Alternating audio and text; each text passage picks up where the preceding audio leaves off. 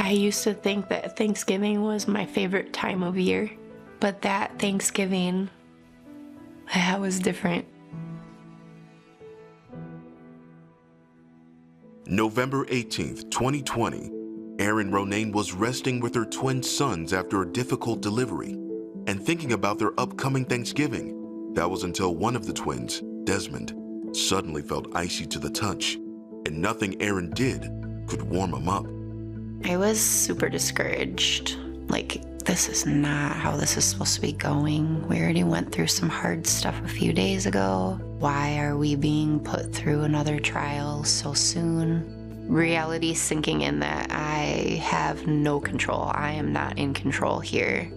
And this is way beyond anything I can fix, anything that I can do. So I just kind of felt completely inadequate, very scared.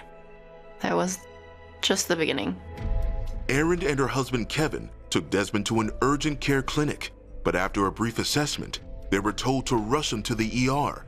There, the room exploded with activity as Desmond's organs inexplicably started failing.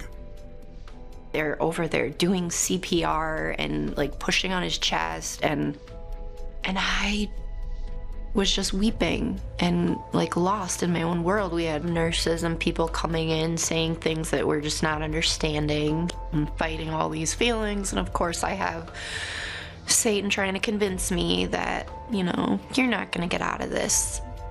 You deserve something else bad happening. And I'm just so frustrated at this point.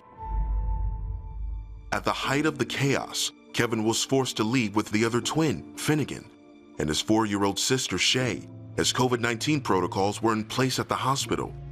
Erin was left alone, her newborn son dying in the other room.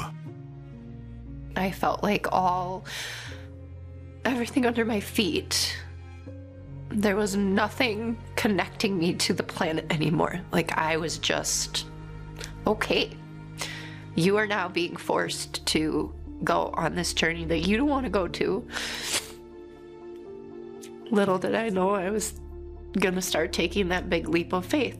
That's when I finally was like, okay, I can't just sit here and pray by myself. I need a large number of people praying that my baby comes home. She immediately picked up her phone to call family, friends, anyone she could think of, to ask them to pray for Desmond. She believed this was the only hope for saving her son. I felt like God just kind of came in and was like, all right, here's what we're gonna do. You're okay. I'm gonna hug you. I'm gonna protect you. I got my wings on you. You can rest in me. Whatever's going on, don't look at it. You can just feel my presence, my comfort. We got all these people praying. These are your warriors right here. You can't see it, but they're doing it. I know God has big plans for these boys, so God's not going to take one and leave the other. And that was the moment that everything was okay. And it continued to be okay, and more okay, and more okay, and more okay, until finally I didn't feel like I was being crushed by the world anymore.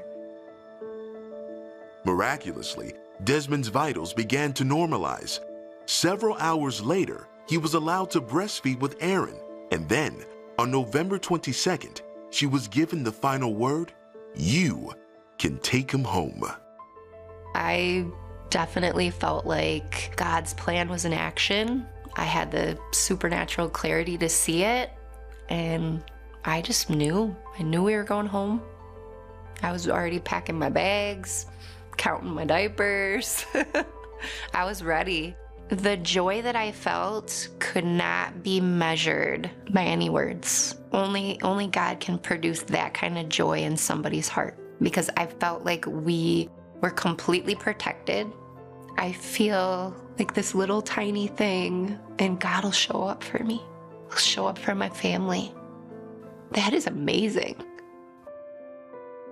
Their family was soon reunited.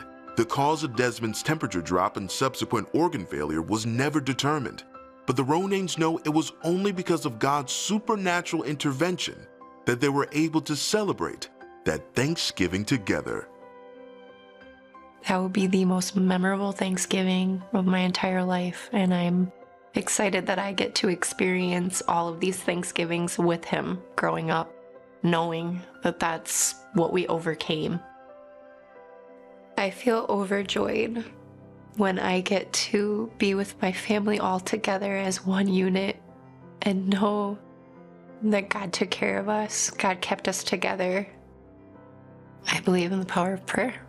I want people to know that God is always there, that no matter what they're going through, no matter how dark it seems, no matter how alone they feel, that God is there in the good, the bad.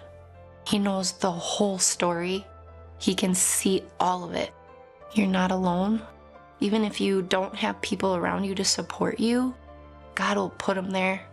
You just have to cry out, ask Him for help, pray. I could not have gone through that without Him. My family wouldn't be the family we are without Him.